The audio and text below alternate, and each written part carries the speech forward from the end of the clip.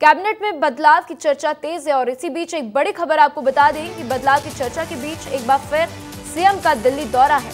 दिल्ली में संगठन के बड़े नेताओं से मुलाकात करेंगे और पिछले 3 हफ्तों में दूसरी बार दिल्ली पहुंचे हैं सीएम विष्णुदेव साय। तो डिप्टी सीएम विजय शर्मा, अरुण साव और वित्त मंत्री ओपी चौधरी वो भी जो है दिल्ली पहुंचे हैं। ये बड़ी अपडेट आपको बता दें कि कैबिनेट में बदलाव की चर्चा तेज हो चली है और इसी बीच एक बार फिर दिल्ली पहुंचे हैं सीएम विष्णुदेव साय, उनके साथ वित्त मंत्री ओपी चौधरी और दोनों उप मुख्यमंत्री विजय शर्मा और अरुण साव भी दिल्ली पहुंचे हैं। दिल्ली में संगठन के बड़े नेताओं से मुलाकात करेंगे और पिछले 3 हफ्तों में दूसरी बार दिल्ली पहुंचे हैं सीएम विष्णुदेव साय। तो कैबिनेट में बदलाव की चर्चा तेज है। आपको बता दें कि लगातार ये खबरें बनी हुई हैं कि आखिर मंत्रिमंडल में किसको जगह मिलेगी, क्या कुछ बदलाव किए जाएंगे। और इसी बीच ये अपडेट सामने आई है कि लगातार पिछले 3 हफ्तों में सीएम विष्णुदेव साय जो हैं दिल्ली पहुंचे हैं। तो रायपुर सीएम हाउस में होने वाले जनदर्शन कार्यक्रम 18 जुलाई को नहीं होगा, तो कल का कार्यक्रम स्थगित कर दिया गया है। दरअसल मुख्यमंत्री के दिल्ली दौरे के कारण कल कार्यक्रम नहीं होगा और बता दें कि मुख्यमंत्री विष्णुदेव साय का गुरुवार को जनदर्शन कार्यक्रम के जरिए आम लोगों की समस्याएं सुनते हैं। तो 18 जुलाई को होने वाला जनदर्शन कार्यक्रम स्थगित कर दिया गया है क्योंकि फिलहाल सीएम विष्णुदेव साय दिल्ली दौरे पर हैं।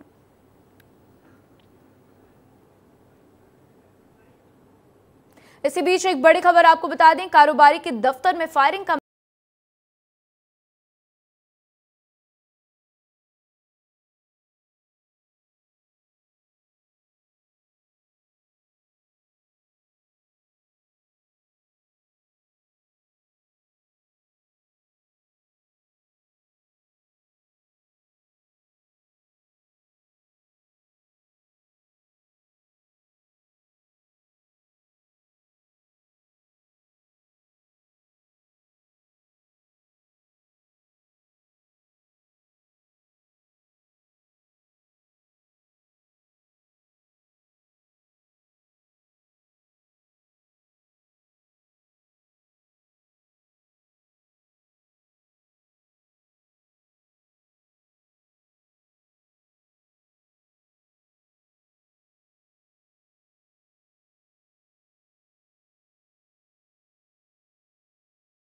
है कि झारखंड से पहले पल्सर बाइक चोरी की जाती है और इसके बाद से ये फायरिंग की घटना को अंजाम दिया जाता है।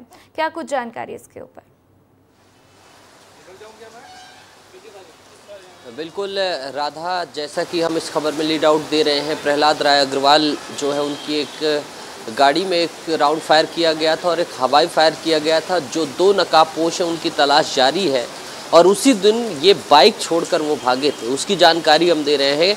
इसमें नंबर पहले ही झारखंड का था, लेकिन ये क्या गाड़ी है, कैसे गाड़ी है, किसकी गाड़ी है, क्या कुछ है, उसकी अब जानकारी आ गई है। विस्तार न्यूज़ बता रहा है इस गाड़ी को रांची से चुराया गया था और फिर उसके बाद 10 तारीख को यहाँ पर पहुँचाया गया। तो ये भी एक बहुत बड़ा सवाल है कि क्या वो दोनों शूटर ही चला कर आए थे या फिर कोई और मदद करने वाले भी बाइक चला कर आए थे। इन सब की जो है तलाश की जा रही है। एंटी साइबर कह दीजिए और एंटी क्राइम यूनिट इस सब पहलुओं की तलाश कर रही है। साथ ही साथ 2 जो हैं जिन्होंने गोली चलाई थी, 2 शूटर, उनकी भी तलाश जारी है। तो अब शायद पुलिस पास पहुंच जाए, इसका रास्ता खुल गया है। और जो इनके सहयोगी हैं जिनकी आशंका एसपी ने भी जताई थी, रायपुर एसपी ने और तमाम एएसपी ने, सभी लोगों ने, कि उनका सहयोग देने वाले भी थे। जब हम उस होटल में पहुंचे थे तो वहां से भी जानकारी थी कि वो 15 से 20 बार दिन में नीचे जाते थे, जो कथित तौर पर जिनकी आशंका है कि वो यहीं रुके थे। तो कुल मिलाकर पुलिस धीरे धीरे पहुंच रही है, लेकिन अभी भी बड़ा सवाल है कि इतनी लेट पुलिस पहुंच रही है, जो कि ज़्यादा सुखद नहीं। जी निदेश, हमारे साथ जानकारी साझा करने के लिए आपका शुक्रिया। तो पुलिस अपनी छानबीन कर रही है और ऐसे में क्या कुछ जानकारी आगे अपडेट आएगी हम आप तक विस्तार से बताएंगे। और इसी बीच एक बड़ी खबर आपको बता दें, सहायक शिक्षक पद पर सुप्रीम फैसला आया है। तो छत्तीसगढ़ हाईकोर्ट के फैसले को ठहराया सही और साथ ही सरकार को छत्तीसगढ़ हाईकोर्ट फैसले के अनुसार कार्रवाई के निर्देश भी दिए गए। तो फैसले में कहा गया है कि बच्चों की गुणवत्तापूर्ण शिक्षा से कोई भी भेदभाव नहीं करेंगे और सुप्रीम कोर्ट ने अपने ये फैसले में ये बात कही है। तो प्राइमरी स्कूल के लिए केवल डीएलएड पास उम्मीदवार ही मान्य किए जाएंगे। तो साथ ही बीएड पास असिस्टेंट शिक्षकों की नियुक्तियां निरस्त करने के राज्य सरकार को निर्देश दिए गए हैं। तो ये बड़ी अपडेट आपको बता दें, बहुत बड़ी अपडेट है, क्योंकि सुप्रीम कोर्ट ने बीएड पास असिस्टेंट शिक्षकों की नियुक्ति निरस्त करने के लिए राज्य सरकार को निर्देश दे दिए हैं और कहा है कि प्राइमरी स्कूल के लिए केवल जिनके पास डीएलएड की डिग्री है वही उम्मीदवार जो है मान्य होंगे। तो सहायक शिक्षक पद पर सुप्रीम कोर्ट का ये बड़ा फैसला। और आइए इस खबर पर ज्यादा जानकारी के लिए मेरे सहयोगी रोहित मेरे साथ जुड़ चुके हैं, उनका रुख करते हैं। रोहित, एक बड़ी खबर है, सुप्रीम कोर्ट का सुप्रीम फैसला सामने आया है। सुप्रीम कोर्ट ने कह दिया है कि प्राइमरी स्कूल के लिए केवल जो है अब डीएलएड पास उम्मीदवार ही मान्य होंगे और बाकी जो भी बीएड पास उम्मीदवार हैं उनकी डिग्री उनको जो है निरस्त कर दिया जाए, शिक्षक की नियुक्ति उनकी जो है निरस्त कर दी जाए। क्या कुछ इसके ऊपर और जानकारी आपके पास आई है? राधा, देखिए 6 महीने पहले छत्तीसगढ़ हाई कोर्ट ने फैसला सुनाया था और उस फैसले में ये कहा था कि जो प्राथमिक स्तर पे बच्चे पढ़ते हैं, सहायक शिक्षक जिनको पढ़ाते हैं, उनके लिए डीएलएड पास जो अभ्यर्थी हैं वो शामिल हो, वो पढ़ाएं। और इसी को लेकर साल 2023 में एक नियुक्ति निकाली गई थी, लगभग 6500 सहायक शिक्षकों की नियुक्ति की जानी थी और उसी के तहत पे पेपर हुए जिसमें डीएलएड और बीएलएड के दोनों के अभ्यर्थी शामिल हुए।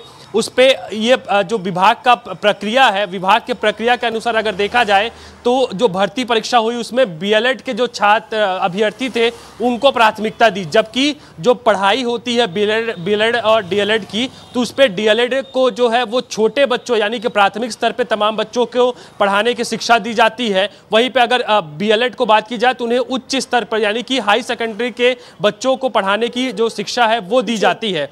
ऐसे में जो डीएलएड के अभ्यर्थी थे उन्होंने कोर्ट पे जो है वो याचिका लगाई थी, उस याचिका पर फैसला छत्तीसगढ़ हाई कोर्ट ने दे दिया। अब उसी फैसले को सही जो है वो सुप्रीम कोर्ट ने भी ठहराया है। सुप्रीम कोर्ट का ये कहना है कि जो छत्तीसगढ़ हाई कोर्ट ने फैसला दिया है वो सही है और जो बीएलएड के अभ्यर्थियों की नियुक्ति की गई थी उसे रद्द की जाए और संशोधित सूची जो है डीएलएड के अभ्यर्थियों के साथ में जल्द जारी की जाए। तो बड़ा फैसला जो है वो देखने को मिलेगा, क्योंकि 6000 से ज्यादा शिक्षकों की नियुक्ति अभी अटकी पड़ी है। बिल्कुल रोहित, हमारे साथ जानकारी साझा करने के लिए आपका शुक्रिया रोहित। तो इसी बीच एक और बड़ी खबर आपको बता दें, रायपुर बलौदा बाजार मार्ग पर बड़ा सड़क हादसा हुआ है। तो सेमरिया गांव के पास सिटी बस और ट्रक में भिड़ंत हो गई और बस सवार 20 लोग घायल हुए हैं। तो ये तस्वीरें आपकी टीवी स्क्रीन पर। आपको बता दें कि विधानसभा थाना पुलिस समेत आला अधिकारी भी मौके पर मौजूद थे और घायलों को इलाज के लिए ले जाया गया है।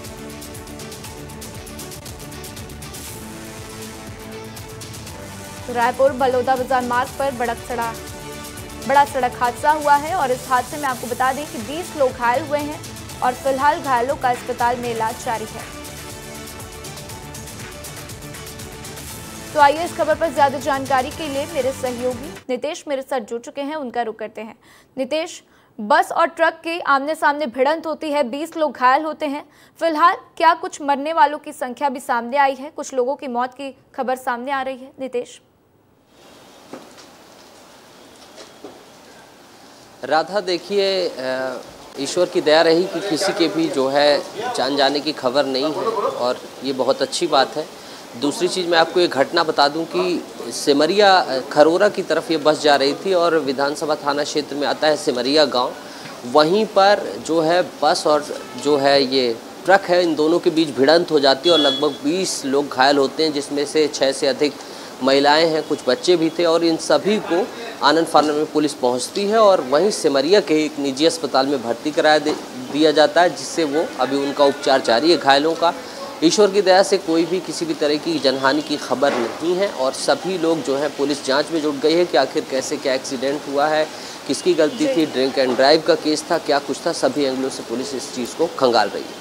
ठीक है नितेश, जैसे ही इसके ऊपर कुछ अपडेट आएगी हम आपका एक बार फिर रुख करेंगे। हमारे साथ जानकारी साझा करने के लिए आपका शुक्रिया। तो इसी बीच एक बड़ी खबर आपको बता दें, शिक्षक ने की प्राथमिक शाला के 8 मासूम बच्चों की पिटाई। तो पिटाई से एक छात्रा का सिर फूट गया है, उससे खून निकल रहा है और आधी रात चौकी पहुंचे स्कूली बच्चे और परिजन और शिकायत दर्ज की है।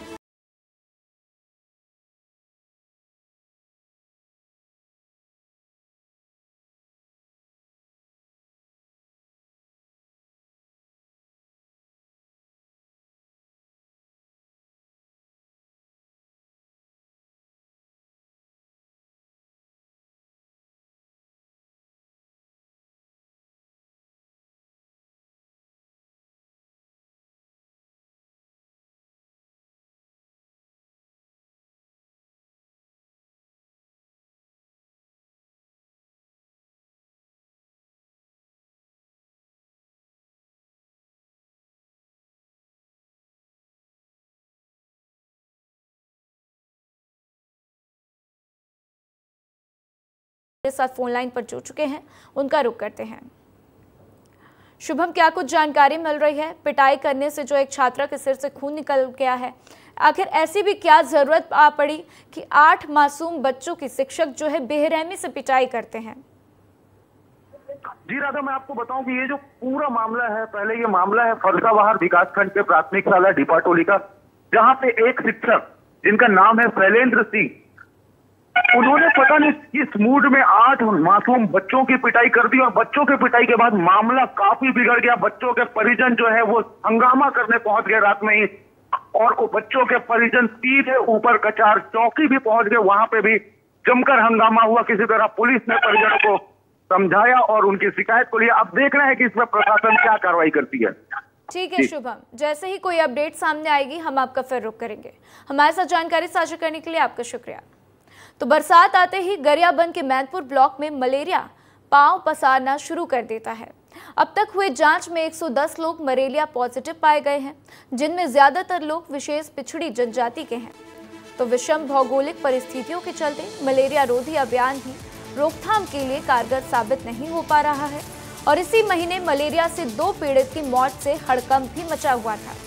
तो हालात बस्तर जैसे होते जा रहे हैं और इसके साथ ही विभाग ने मलेरिया के खिलाफ अभियान को तेज भी कर दिया है।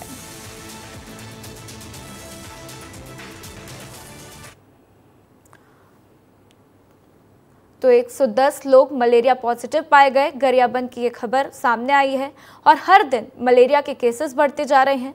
2 लोगों की पहले ही मलेरिया से मौत हो चुकी है, लेकिन अभी भी मलेरिया जो है रुकने का नाम नहीं ले रहा और लगातार मलेरिया के पीड़ितों का मामला सामने आता जा रहा है।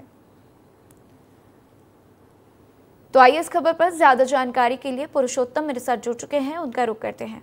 पुरुषोत्तम, आए दिन देखने को मिल रहा है कि मलेरिया की खबरें जो है बढ़ती जा रही हैं।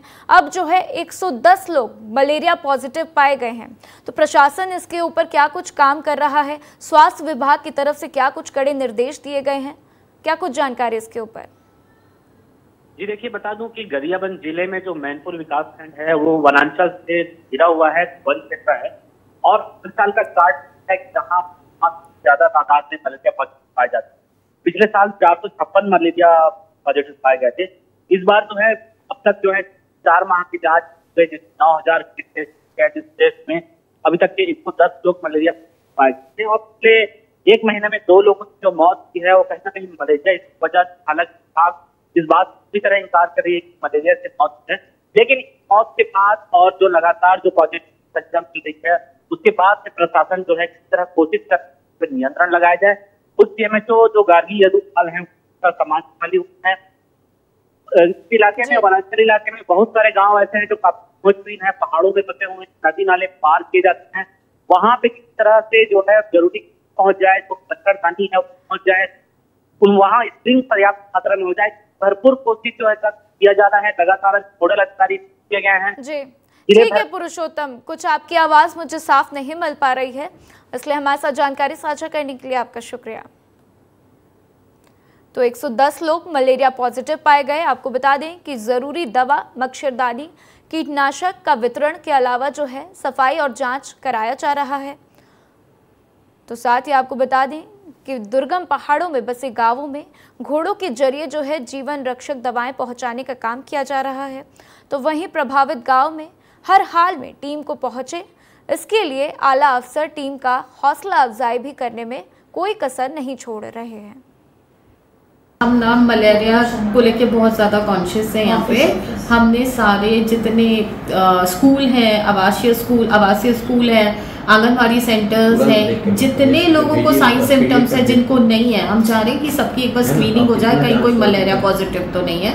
डीडीटी का छिड़काव हो रहा है, मच्छरदानी दी जा रही है जो हिली एरियाज में है, सारी टीम लगी हुई है। अब हम ना माइक्रो प्लानिंग करके जो फील्ड से, जैसे हमारे पास गरियाबंद में 2-2 CHOs हैं, तो हम उनकी एक एक दिन यहाँ पे शिविर लगा के सारे पेशेंट्स यानी सारे लोग जितने हैं, चाहे वो पॉजिटिव हैं या वो नेगेटिव है, सबकी एक बार स्क्रीनिंग करा। रात स्थिति अभी कंट्रोल में है। अभी हमने बहुत सारे निर्देश जारी किए हैं और उसमें अभी हमारे जितने CHO RH हैं उनको डोर टू डोर सर्वे करने के लिए बोले हैं मलेरिया जांच के लिए, और साथ ही मितानिन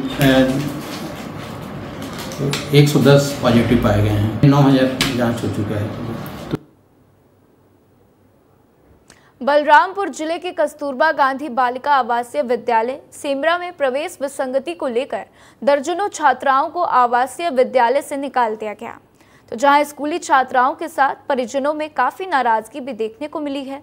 आवासीय विद्यालय से निकाले जाने के बाद से छात्राओं के सामने आने पर अब अन्य विद्यालय में प्रवेश पाना समस्या ये बड़ी खड़ी हो गई है। तो दरअसल पूरा मामला जिले के कुसमी विकास खंड का है, जहां पर शिक्षा सत्र की शुरुआत में ही छात्राओं के दाखिला में अनियमितता बरतने जाने की सूचना पर प्रशासन ने नई गाइडलाइंस के तहत जांच की और छात्राओं को स्कूल से निकाल दिया है। गांधी बालिका आवासीय विद्यालय में पढ़ती थी। 1 जुलाई से 11-12 जुलाई तक पढ़े। फिर एसडीएम बीओ अधीक्षक तहसीलदार सब मिलकर हम लोग को निकाल दिया गया है।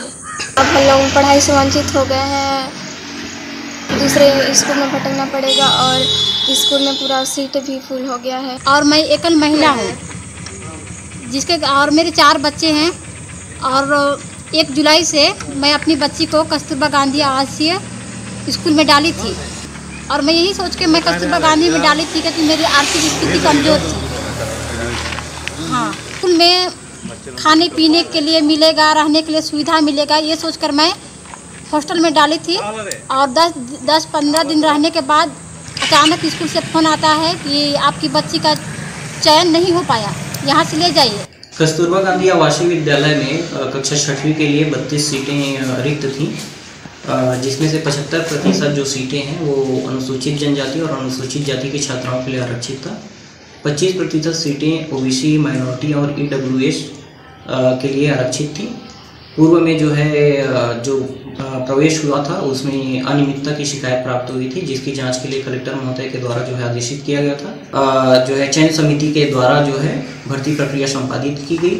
शासन के जो गाइडलाइन है उस गाइडलाइन के अनुसार जो है भर्ती प्रक्रिया जो है किया गया है। इसी बीच सुकमा से एक बड़ी खबर आपको बता दें। सुकमा में जोरदार बारिश हो रही है। चिंतलनार माले वांगू नाला में जल भराव हुआ है। तो दोरनापाल में आपको बता दें कि सड़क प्रभावित हुई है। तो जल भराव से आवागमन ठप हो गया और बस और एम्बुलेंस के पहिए भी थम गए हैं। तो सुकमा की ये तस्वीरें आपको दिखा रहे हैं। सुकमा में भारी बारिश हुई और भारी बारिश के बाद से जो है जल भराव की स्थिति भी देखने को मिल रही है। तो आइए इस खबर पर ज्यादा जानकारी के लिए शहनवाज मेरे साथ जुड़ चुके हैं, उनका रुख करते हैं।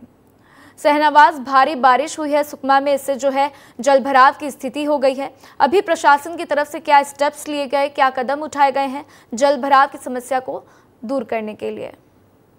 जी बिल्कुल, बता दें सुकमा में लगातार बारिश हो रही है और इसी बारिश की वजह से जो चिंतलनार जगरगुंडा का रोड है, जो मालवेगू नाला पड़ता है, और नाला जो है पूरी तरीके से भर गया है और पानी रोड के ऊपर आ गया, जिसके कारण यातायात में बड़ी परेशानी हो रही है। जो दो रोड के जो उस पार है, चिंतलनार वाले रोड में एम्बुलेंस खड़ी हुई है। एम्बुलेंस को उस पार ले जाने की कोशिश की जा रही है, क्योंकि जो नाला है वहां से पानी ओवरलोड हो गया है, जिसके कारण से जो सड़क मार्ग है वो बाधित हो गया है। प्रशासन इस वक्त पहुंच चुकी है टीम के साथ, क्योंकि जो एम्बुलेंस में एक पेशेंट है, जो मरीज है, उसको दोरनापाल लाया जा रहा है। जी ठीक है, हमारे साथ जानकारी साझा करने के लिए आपका शुक्रिया। रायगढ़ जिले के धर्मजयगढ़ में ट्रक रोककर 25 टन सरिया लूटने वाले 3 आरोपियों को पुलिस ने गिरफ्तार कर जेल भेज दिया है। आरोपियों के पास से लगभग 21 टन सरिया भी पुलिस ने जब्त किया है। साथ ही वारदात को अंजाम देने के दौरान उपयोग की गई एक ट्रैक्टर, एक ऑटो कार, 2 बाइक, 3 मोबाइल सहित लगभग 30 लाख का माल जब्त किया गया। तो पुलिस ने आरोपियों को झारखंड और उड़ीसा से गिरफ्तार किया। आरोपियों में चोरी का सरिया खरीदने वाला एक हार्डवेयर व्यवसायी भी शामिल है। तो बता दें कि 22 जून को रायगढ़ के पूंची पथरा क्षेत्र के रूपाड़ा धाम स्टील प्लांट के एक ट्रक से 25 टन सरिया लूटा गया था। 4 आरोपियों के द्वारा कार में आकर एक ट्रक जिसमें टीएमटी सरिया लोड था, उस ट्रक को अपना निशाना बनाया था। उसमें ड्राइवर के साथ मारपीट करते हुए ड्राइवर को अपने गाड़ी में बिठा दिया और ट्रक को ले जाके छत्तीसगढ़, उड़ीसा, झारखंड की बॉर्डर पे ले जाके पूरा सामान खाली करवा दिया। 31 लाख का मसरू का बरामद हुआ है और रायगढ़ पुलिस के द्वारा लगातार जहां पे भी इस प्रकार की अपराध की घटनाएं होती है वहां पे लगातार कार्रवाई की जा रही है। मुख्यमंत्री विष्णुदेव साय की पहल के बाद एक युवक की जान बच पाई है, जिसके बाद युवक ने मुख्यमंत्री का आभार जताया। दरअसल जशपुर जिले के कांसाबेल ब्लॉक के बंदरचुआ गांव के रहने वाले अजय राम का एक्सीडेंट हो गया था। हालत की गंभीरता को देखते हुए अजय को रायपुर रेफर कर दिया गया, लेकिन आर्थिक हालत ठीक नहीं होने की वजह से वो इलाज के लिए खर्च उठाने की स्थिति में नहीं था, जिसके बाद परिजनों ने सीएम साय से मदद मांगी और सीएम विष्णुदेव साय ने इस गरीब परिवार के चिराग की जान बचाने के लिए रायपुर के अंबेडकर नगर अस्पताल में निःशुल्क उपचार की व्यवस्था की थी। तो लगभग 3 माह तक चले उपचार के बाद से अजय स्वस्थ होकर अपने घर वापस लौट गया है।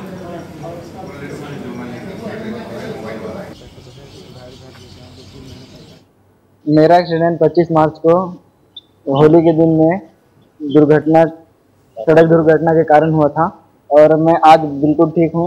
मेरा हाथ पूरी तरीके से सही हो गया है और यहाँ सीएम कैंप उनके हाउस में आए थे और यहाँ मैं उनको धन्यवाद देना चाहता हूँ। 25 तारीख होली दिन था और उस दौरान इसका एक्सीडेंट हुआ और उसका हाथ कट गया और ये सीएम साहब के यहाँ आए हम लोग और एम्बुलेंस से पहुंचाए मैकाहरा हॉस्पिटल और वहां से इलाज करके अभी स्वस्थ हो गया है और उसका बहुत बहुत धन्यवाद।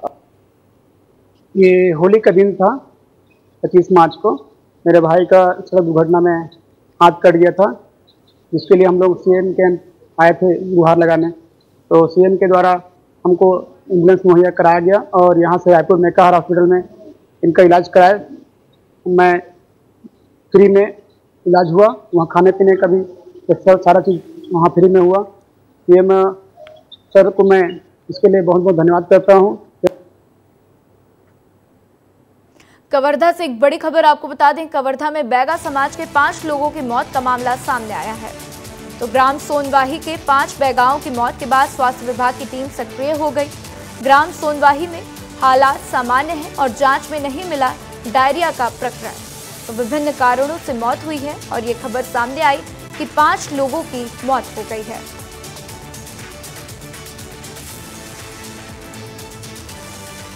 तो कवर्धा में बैगा समाज के 5 लोगों की मौत का मामला सामने आया है। आपको बता दें कि स्वास्थ्य विभाग की टीम सक्रिय हो गई है क्योंकि 5 बैगाओं की मौत हुई है। और ऐसे में हालांकि ये अपडेट एक और है कि जांच में डायरिया का प्रकरण कुछ भी नहीं मिला है और विभिन्न कारणों से मौत हुई है। तो आइए इस खबर पर ज्यादा जानकारी के लिए मेरे सहयोगी हिमांशु मेरे साथ जुड़ चुके हैं, उनका रुख करते हैं। हिमांशु, क्या कारण निकलकर सामने आए हैं क्योंकि 5 लोगों की मौत हुई है? हालांकि डायरिया जो है नहीं बताया जा रहा कि डायरिया की वजह से तो मौत नहीं हुई है, तो अन्य क्या कारण हैं मौत के? जी देखिए, जिस प्रकार से लगातार ग्राम सुनवाही में हालात अभी सामान्य दिखाई दे रहे हैं और वहीं ग्राम सुनवाही में 5 बैगाओं की मौत के बाद स्वास्थ्य विभाग की टीम सक्रिय हो गई थी, जहां पे कलेक्टर के द्वारा 3 सदस्यीय टीम मामले की जांच के लिए गठित किए गए थे। वहीं जंगली मशरूम खाने की वजह से घर पर जड़ी बूटी से उपचार कराने और प्रसव के बाद लापरवाही बरतने से मौत होने की खबर हुई है इसमें, जहां पे जिले के लगभग 13,538 जल स्रोतों का क्लोरिनेशन अभियान करके शुरू किया गया था, जिसके बाद अभियान के तहत कुआं, हैंडपंप और सोलर पंपों का निरीक्षण कराया गया था।